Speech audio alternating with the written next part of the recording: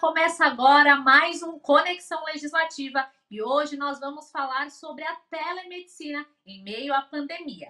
Para isso, eu recebo o doutor Donizete Dimer de Amberardino, que é primeiro vice-presidente do Conselho Federal de Medicina. Seja muito bem-vindo, doutor Donizete. Muito obrigado pelo convite, a oportunidade de participar desse assunto tão na moda. Doutor, gostaria que o senhor falasse sobre a telemedicina. A gente está vivendo um momento totalmente atípico em que a tecnologia tem sido bastante utilizada para dar continuidade às atividades. Então, gostaria que o senhor falasse sobre a utilização da telemedicina para continuar dando suporte às pessoas, mesmo em meio à pandemia. Veja, a telemedicina é um método propedêutico, né, que você, através de tecnologias, o médico pode praticar a sua profissão. Na pandemia, a sua utilização teve um grande impulso em virtude, principalmente, de se tratar de uma doença nova, desconhecida, e que nós não temos até os dias de hoje uma medicação específica para seu tratamento. Assim, o melhor remédio para essa doença tem sido o distanciamento social, as medidas de higiene e o uso de máscaras. Assim, com esse distanciamento social, surge a telemedicina como forma de acesso, então, como forma de dar continuidade, principalmente para aquelas pessoas portadoras de doenças crônicas, né, doenças com segmento. Então, entendemos que, nesse momento, a telemedicina surge, já havia uma resolução do Conselho Federal datada de 2002, que está em vigência, mas no presente momento existe uma lei sancionada de caráter transitório excepcional, liberando a telemedicina em todo o Brasil de uma forma mais ampla, diferente da resolução do Conselho Federal de Medicina. Gostaria que o senhor falasse sobre as regras para a aplicação da telemedicina. Qualquer tipo de atendimento pode ser feito. Eu gostaria que o senhor falasse também quanto à prescrição de remédios. Qualquer tipo de remédios podem ser indicados, mesmo que nesse atendimento à distância? Veja, esse método propedêutico baseado em tecnologia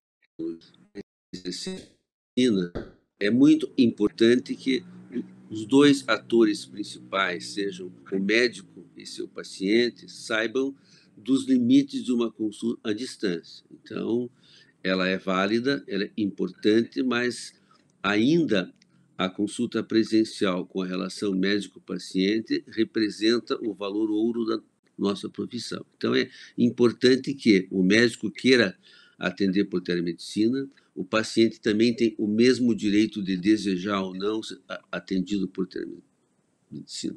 Nesse sentido, tem que se praticar um termo de ajuste de conduta. E aí, essa consulta, esse paciente tem que saber dos limites do atendimento por telemedicina e que esse atendimento pode ser revertido para presencial a qualquer momento. Mas, mesmo assim, ele é muito útil, particularmente em doentes já conhecidos e diagnosticados pelo médico. E hoje nós temos, pelo que você perguntou, as plataformas de prescrição, onde é possível o médico prescrever medicamentos, não todos, solicitar exames, emitir atestados. Em geral, a recomendação é que você tenha uma assinatura digital padrão ICP Brasil, mas nesse momento de pandemia ainda está liberado outras assinaturas que são qualificadas, mas não tanto quanto essa, tipo QR Code. Então, a única restrição que nós temos no momento sobre prescrição seriam aqueles remédios controlados, psicotrópicos, né? Aqueles da receita amarela, azul e amarela principalmente. Recentemente, o CFM, né, que é o Conselho Federal de Medicina, emitiu uma nota em que ele diz que veda a prática de teleperícias ou perícias virtuais sem exames. Gostaria que o senhor falasse um pouco sobre essa decisão e de por que a telemedicina não deve ser utilizada nestes casos. Veja, o texto da lei e assim toda a compreensão dessa liberação foi baseada principalmente na assistência, na prevenção e na promoção de saúde, né? O texto da lei ele não relata nada sobre um ato médico técnico judicial, um ato médico pericial, como é a teleperícia.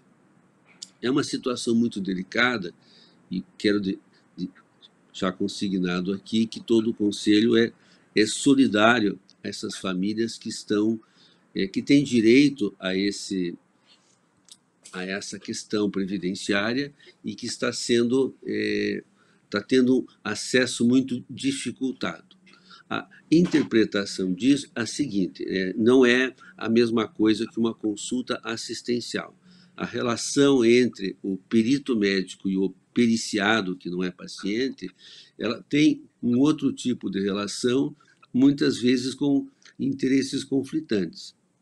E nessa ligação, fazendo assim uma cadeia, por exemplo, assim, o cidadão tem uma presunção de direito previdenciário, aí vem um médico perito que faz um ato técnico que precisa ter uma segurança jurídica, e esse é o ponto de vista mais delicado, onde os especialistas nessa matéria entendem que, na grande maioria das vezes, não há segurança jurídica num ato pericial médico não presencial. Depois, isso serve como prova para o juiz. O juiz que vai decidir ou não, se ele vai usar ou não aquela perícia, não é o médico que decide, é o juiz. E o juiz, sim, dando a sua decisão, aí o Estado tem que prover esse direito. Essa situação desses atrasos todos já vem de muito tempo e a pandemia piorou muito isso, né?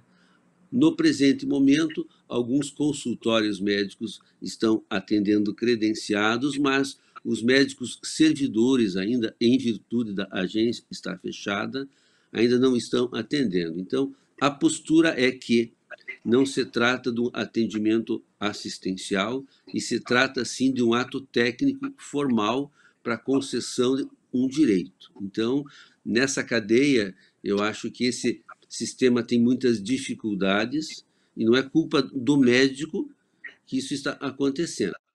Mas os é diferente, não é algo como uma consulta onde você pode, de uma forma compassiva, atender. É um ato jurídico que precisa de sua segurança.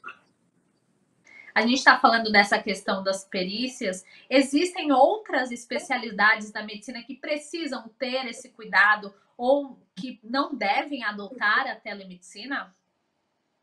Veja, as duas áreas que têm essa posição um pouco mais radical de impossibilidades é a medicina do trabalho e as perícias médicas. Assim. Nas outras especialidades, que são mais de 50, existem limitações da própria especialidade. Então, mas assim, a telemedicina pode ser feita de muitas formas. Ela pode ser online ou não. Né? Quer dizer, então, ela pode ser síncrona ou assíncrona. Nós temos na telemedicina, não é só teleconsulta, temos telediagnóstico, temos laudos de radiologia, laudos de patologia, interpretação de eletrocardiogramas, então, e outros parâmetros. Então, nós temos muitas modalidades de telemedicina. Então, algumas especialidades existem alguns limites, né? Porque todo atendimento tem que ser criado a mesma privacidade, a mesma intimidade, a mesma segurança de proteção de sigilo que uma consulta a quatro paredes. Então, isso é muito relevante, né? Nós temos que manter essa pessoalidade que gera a confiança na relação médico-paciente. Então, algumas especialidades, assim, por exemplo, uma consulta num ginecologista, ela vai ter mais limitação, né? Uma consulta num oftalmologista, o oftalmologista pode dar laudos de imagens, mas a aferição de algumas questões fica mais difícil. Então, cada especialidade vai por os seus limites. Por isso que o médico tem sua autonomia e ele pode sim fazer a telemedicina, mas esse limite estabelecido por ele é correspondente à sua responsabilidade. O senhor falou do telediagnóstico. Para quem está nos acompanhando, pode não saber o que é, não entender. Gostaria que o senhor explicasse, assim, de forma simples, o que é. O telediagnóstico, por exemplo, nós temos já há muitos anos essas centrais de laudos radiológicos, de tomografia, de ressonância magnética, que os médicos ficam numa sala, numa grande central, e os exames são feitos nos estabelecimentos de saúde, e esse laudo é dado à distância. Isso é um telediagnóstico. As peças cirúrgicas, por exemplo, que são retiradas de procedimentos operatórios, elas podem também ter lá à distância, né? Os exames de eletrocardiograma, que são feitos nas unidades básicas, com lá à distância. Então, isso tudo são telediagnósticos. E tem muitos outros, né? Eu acho que qualquer tipo de imagem que você possa fazer. O senhor falou dessa questão do sigilo, da atuação do médico na telemedicina. Então, gostaria que o senhor explicasse para a gente a relação da ética médica com a telemedicina. Quais são os procedimentos que devem ser adotados pelo médico, não apenas para ajudar aquele paciente que está em busca de um profissional, mas também para garantir um atendimento dentro das normas. Veja só, conforme a gente disse, e eu vou repetir assim, a telemedicina nada mais é que um método propedêutico baseado em tecnologias para exercer a mesma medicina. Não é uma nova medicina, ele é um ato complementar da medicina que visa principalmente facilitar o acesso a esse atendimento. Então, portanto, o médico é o mesmo código de ética médica para as consultas presenciais, vale para o assistencial, da mesma forma que é a mesma responsabilidade civil e ética. Então, quando nós falamos em atendimentos à distância, dois princípios ficam muito fortes: a responsabilidade e a segurança do ato. Então, o médico tem que saber os limites que pode ir, né? Então, ver que não tem dados, elementos suficientes para um diagnóstico seguro, ele tem que interromper e reverter esse atendimento. Então, nós temos que fazer com que essa consulta à distância, esse atendimento, tenha a mesma segurança que uma consulta presencial. Isso é fundamental, isso é importantíssimo. A segurança desse atendimento vai para a segurança do ato médico, que ele possa fazer um exame, que ele possa fazer um bom diagnóstico, e a segurança para o paciente em dois sentidos: a segurança do seu cuidado que ele recebe e a segurança de seus dados e sobre o sigilo das informações. Desde há muito tempo, o médico e os hospitais, eles são guardiões, eles são responsáveis pela guarda da informação, mas a informação pertence ao paciente. O prontuário é do paciente e a informação pertence ao paciente. E qualquer situação que esse sigilo seja rompido, a responsabilidade é do profissional médico ou da instituição. Agora que nós temos sancionada a Lei de Proteção de Dados, esse fato ficou mais importante ainda. Então, o médico que pretende fazer telemedicina tem que ter conhecimento disso e tem que tomar todas as cautelas utilizando plataformas, prontuários com segurança digital, né, assinaturas digitais, de tal forma que ele não seja responsabilizado por qualquer vazamento de intimidades ou de dados que não são, que o paciente não deseja que fosse revelado. Nós Nós estamos falando da telemedicina, que passou a ser bastante utilizada pelas pessoas nesse momento atípico que nós estamos enfrentando, mas eu gostaria de falar também sobre os atendimentos presenciais. A gente sabe que algumas pessoas são infectadas pelo novo coronavírus e precisam de atendimento. Nós temos também outras emergências no nosso dia a dia. Gostaria que o senhor falasse um pouco sobre como a pandemia modificou também os atendimentos presenciais. Quais são os novos protocolos adotados pelos médicos nas mais diversas unidades de saúde para conseguir, né, atender essas pessoas infectadas pelo novo coronavírus, mas também para garantir a segurança de outros pacientes que acabam buscando ajuda por outros motivos. É, a pandemia trouxe uma situação muito relevante para toda a sociedade.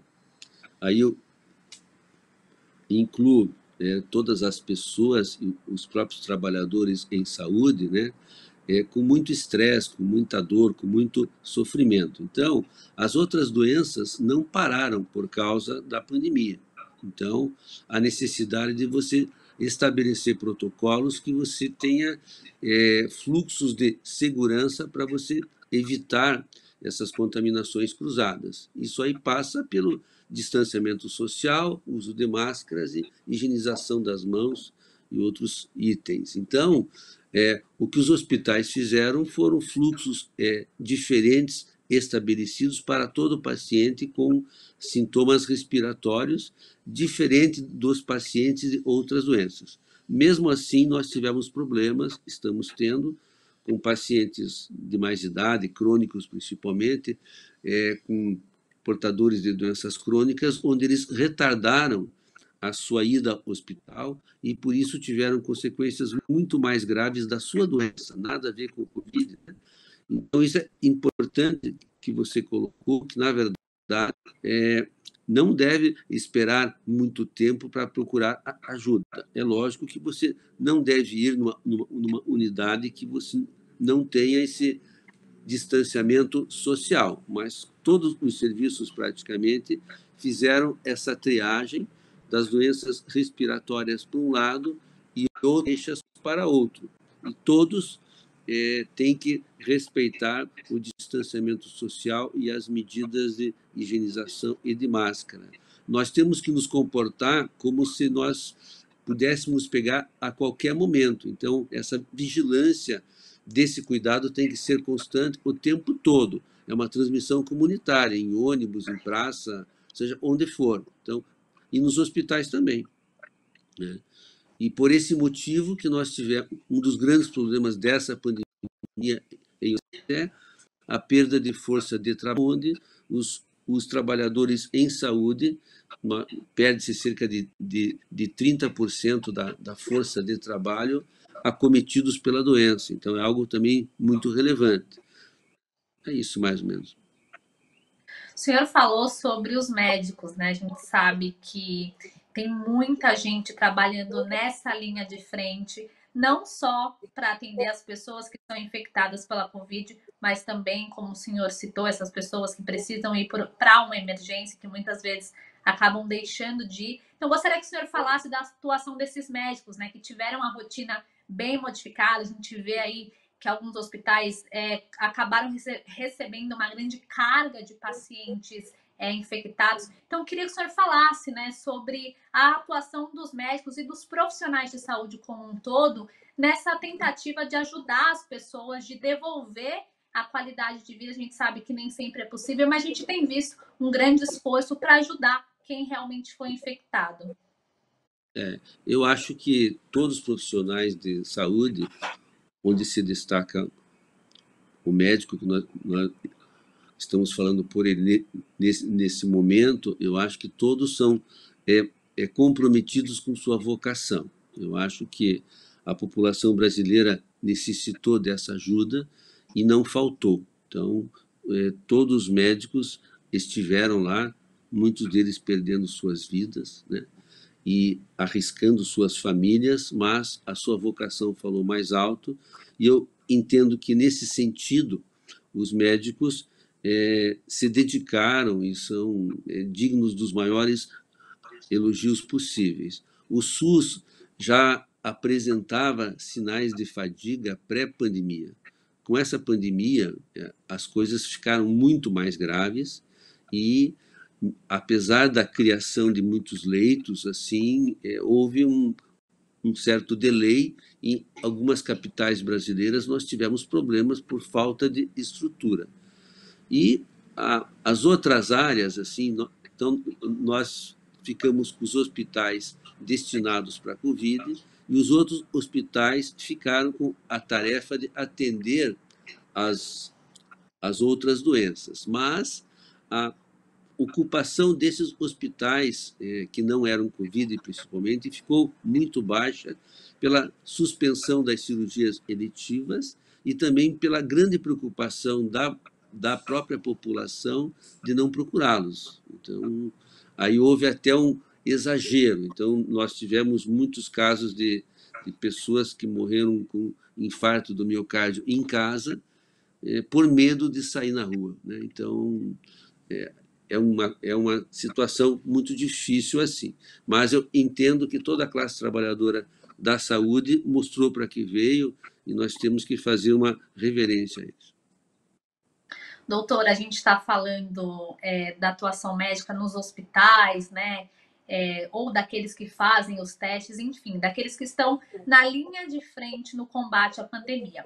Mas o trabalho dos médicos, eles têm se estendido também às orientações, né? Então, é pelos médicos que nós sabemos como nos prevenir, que tem que lavar a mão, usar álcool em gel, a respeito do uso da máscara, também a questão do distanciamento social. Então, gostaria que o senhor falasse um pouco também sobre a atuação médica no quesito de orientar a população em um momento tão atípico, em que as pessoas estão assustadas, muitas vezes lá atrás a gente nem sabia o que fazer, como se defender, e hoje a gente tem muito mais noção do que é necessário, do que pode, o que não pode ser feito, justamente por essas informações que são trazidas pelos médicos. Então, gostaria que o senhor falasse também dessa atuação dos médicos, não só de estar no hospital atendendo aquela pessoa que chegou lá infectada, mas também de orientar, de passar informação diante desse momento em que as pessoas acabam se desesperando e que é tão necessário que a gente saiba como se proteger. Veja, é por isso que eu frisei lá atrás, quando nós estamos conversando, sobre a importância da relação médico-paciente e a medicina ser uma profissão que preza pela relação interpessoal. Através disso que nós temos a confiança, que é um remédio maravilhoso, né? E é por causa disso que, se você for ver as enquetes das profissões em nosso país, o médico ainda é muito respeitado e tem muita credibilidade, né? Então, torna-se muito importante nesse momento que a voz de um médico, nesse momento de estresse, ela serve como um norte para as pessoas, e que, com assim, a cascata de notícias que nós tivemos 24 horas por dia da pandemia, isso com certeza gerou uma intranquilidade em algumas pessoas. Então, entendo que o papel do médico em orientar para as medidas de distanciamento social, na autorresponsabilidade de não transmitir para outros. Se você é jovem, se você tem baixo risco, isso não te dá o direito de você transmitir para outras pessoas, né? E aí eu entendo que foi algo muito útil no tocante a essas orientações não medicamentosas. As medicamentosas, nenhuma delas tem ainda uma evidência científica consagrada. E isso foi muito politizado. As prescrições foram muito politizadas. Em nome disso, o Conselho fez um parecer enaltecendo a autonomia do médico e a autonomia da pessoa, do próprio paciente, no sentido que, após levar uma informação, você pudesse fazer para medicamentos fora da bula, que você chama, que não foram fabricados para isso, você explicar as vantagens e desvantagens do uso da medicação. E após essa informação, o paciente exerce sua autonomia, e aí se ele vai fazer uso ou não. E é muito importante isso porque alguns remédios têm cardiotoxicidade e outros efeitos colaterais, mas muitas pessoas precisam disso também para tomar como forma de um estabilizador emocional. Assim, nós não proibimos e não indicamos, nós simplesmente autorizamos o uso de certos medicamentos a critério do médico e da responsabilidade médica e com consentimento dos pacientes. Doutor, o nosso programa está se encaminhando para o fim, mas eu gostaria que o senhor falasse sobre os avanços que a pandemia pode trazer para a medicina. A gente tem visto a ciência e a medicina muito preocupada em tentar descobrir não só mais sobre a doença, entender mais como atua no nosso organismo, por que atinge mais algumas pessoas, por que atinge menos outras, mas também esse intuito de tentar entender como ajudar, o que utilizar, né, como orientar as pessoas. Então, gostaria de saber se a pandemia pode deixar algum legado positivo para a medicina. Quais são os avanços que esse momento tão atípico que nós estamos vivenciando pode nos deixar para o futuro? Eu acho que essa pandemia foi uma demonstração dos limites do homem, né, diante do seu conhecimento. Então, de repente, vem uma pandemia e o mundo tem, assim, tem que se curvar a ela, né? Eu acho que essa pandemia só vai ser resolvida quando as vacinas estiverem estabelecidas, né? Nós vamos ter que conviver com essa preocupação da transmissão comunitária até que a população seja vacinada, né? Então, foi uma experiência e uma demonstração das nossas limitações. O, o, o presidente do Conselho Federal de Medicina da gestão passada, o Dr. Carlos Vital, sempre falava uma frase muito interessante, que era assim: a medicina tem profundos conhecimentos científicos, mas suas verdades são efêmeras. Então, o que eu me formei 40 anos atrás, que era uma verdade, hoje pode não ser uma verdade. Mas, mesmo assim, eu acho que essa doença trouxe muitas dores, mas trouxe essa reflexão de nossas limitações, né? Deve ser resolvido com a vacina, e eu vejo que ela foi um disruptor para a telemedicina, algo que veio para ficar, e a telemedicina deve ter uma nova regulamentação do Conselho Federal de Medicina, atualizando aquela resolução de 2002, né? Mas isso só vai ser possível quando a pandemia terminar. O texto da lei da telemedicina é muito claro que ela vai durar, ela vai existir enquanto durar a declaração de pandemia. Doutor Donizete, eu quero agradecer a participação do senhor no Conexão Legislativa. Muito obrigada por tudo que o senhor nos trouxe e por todas as contribuições. Tá ok. Muito obrigado. Conte conosco sempre. O Conexão Legislativa de hoje fica por aqui. Você pode acompanhar todos os programas produzidos pela Rede Alesp no nosso canal do YouTube. Muito obrigada pela companhia e até a próxima.